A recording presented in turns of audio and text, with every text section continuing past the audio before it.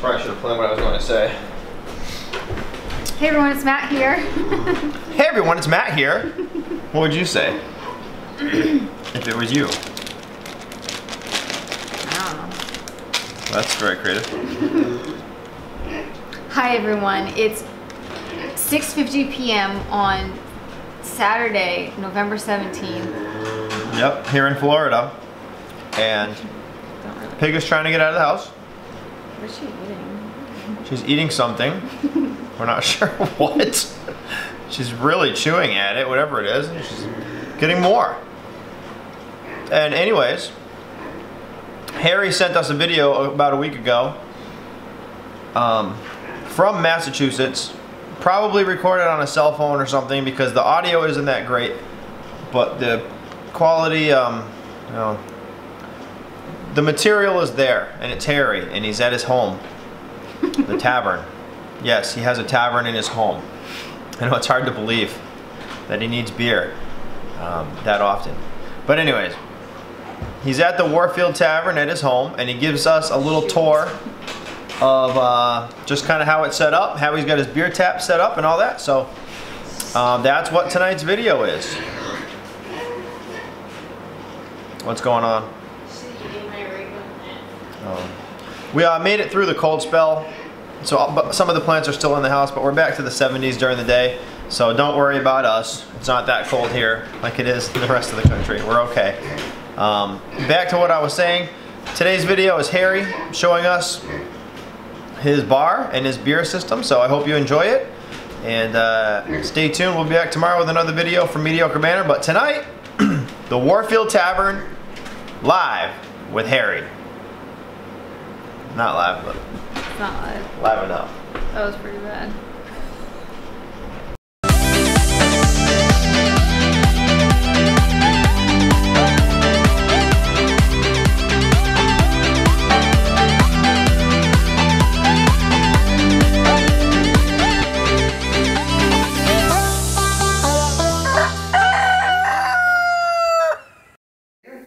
We got back to Massachusetts safe and sound after a nice 3+ week visit down at the farm, working on the cabin and some other things, goat water. But now here we are in the Warfield Tavern. Not really a tavern, it's a room in my own house. It came about because this part of the house was an absolute wreck. We bought the house 37 years ago. It's an antique, and we finally got around to this room. We said, well, what are we going to do with it? Well, let's make it into an entertainment space, and we named it the Tavern after the original owner. And what's a tavern? Not a fireplace. But that's the story for another day. Today, we're going to talk about the bar. So if you could swing over there and get a nice shot of my bar here. So we have a bar. Well, what would be a tavern without a bar? And we're going to draw ourselves a nice cold beer off of my own taps. So what this video today is going to be about is how the beer ends up at this tap. How do you do this? How do you build yourself a tap system? Well, actually, Matt of Mediocre Manor fame is the real expert on that. Look at that now. He taught me everything I knew about tap system. Now I'm going to teach you. So the heart of the system is the kegerator. Now, you could go out and buy an expensive kegerator, but you know us, we don't do things that way. I went down to Home Depot, I think it was, got a nice little GE chest freezer, and converted it. Unfortunately, the people who make chest freezers have totally missed the boat. They're adjustable from like +10 to -10 degrees or some silly thing like that. But we don't want our beer frozen solid. So, if you can scoot over there, you can see what I did about that. I put in this little control, and what that does is it plugs into the wall, and then the chest freezer plugs into it, and it has its own little temperature probe that hangs inside the freezer and just turns it on and off to maintain the temperature that you pick, which I think I've picked 37 degrees. Coldest beer in town. So, you got a chest freezer. Now, there's some things you need to know about your chest freezer. It has to be deep enough to get your kegs in there. Now you can see I got 2 kegs in here. I got my keg of Mayflower, and I've got my keg of Old Brown Dog for my friends who don't like IPAs. Has to be deep enough to accommodate the kegs and the tap handles, the tap connector. Sand Key D is what we use in most American beers. And these things twist off. Oh, yeah. Well, they twist off when they haven't been on there for a month. So anyway, we're having trouble twisting that. But it twists a quarter turn and picks up the... this is a a beer line coming out. This is the gas line, pressurized with CO2 coming in.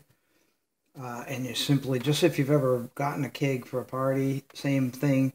You push the lever down, and that opens up the keg, and the beer starts flowing. But I don't want that one up right now. So we can fit tall quarters and tall 1/6 kegs in this one. I should have had a tape measure standing by so I could tell you the depth that I got here, but well, maybe I'll just find one later on in the video and we'll tell you about that. The other thing we had to do is make sure that we could get the beer lines and the gas lines out right here. So what I did is I took foam gasketing and I cut this one down at an angle to taper down to this height, and I left this one full height, and then I cut this one down, and I just left a little notch out of that one. So now we have a place to run the beer lines and the gas lines out. And as luck would have it, since the compressor's onto this end, there's a little shelf in there, and you can have some backup beer.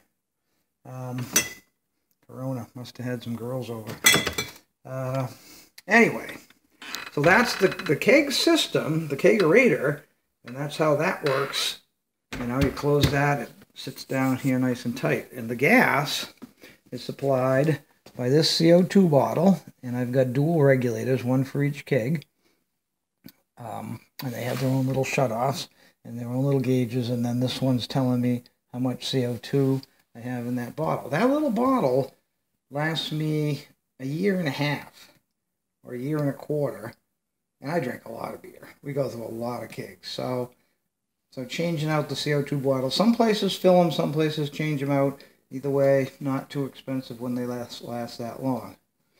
So so what you need so far is you need your keg, your freezer, your control, your connectors, your beer line, and then at this end we have a beer faucet, and these attach with a little spin-off thing to a fitting that goes through here. A lot of people put these up on towers, and that's my plan eventually, but 4 years ago when I first started doing this, while the tavern was still a wreck, I mounted them onto the bar so we could start drinking beer, and that's where they've been ever since, because we're drinking beer.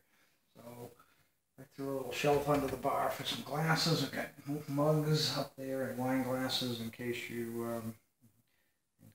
my sister comes over. So that's pretty much the system. It's really, it's more a matter of shopping for all the parts. It can add up, you know, a few $100 for this, a couple $100 for that.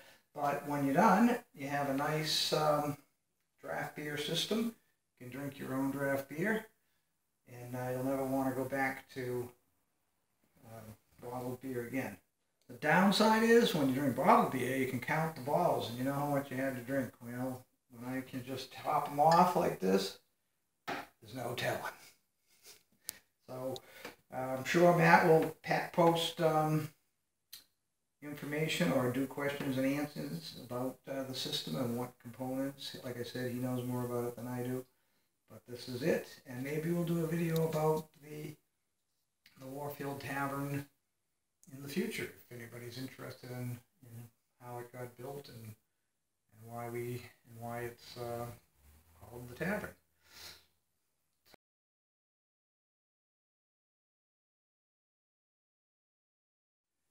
All right, we got our tape measure. As promised, we're going to measure this up so you know just what we're talking about.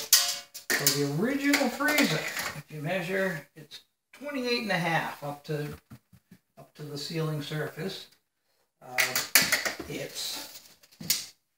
Let's do this direction. It's 14.5 going this way. I don't know if you can see the tape from where you are. 14.5 going this way. And then going this way, we're gonna get you two measurements. 24 inches to the shelf, because there's a little shelf under which the compressor resides. So 24 to the shelf, but 32 overall. So that's the dimensions of this GE freezer. And the kegs, you know, the quarter keg is 11 inches wide. So you can see we got some room in there left over. We could actually get 2 of these quarters in, but whatever you're trying to do, just make sure that you have that. You need that. 28.5 is tight, I gotta tell you. That's tight for height, so you need at least that.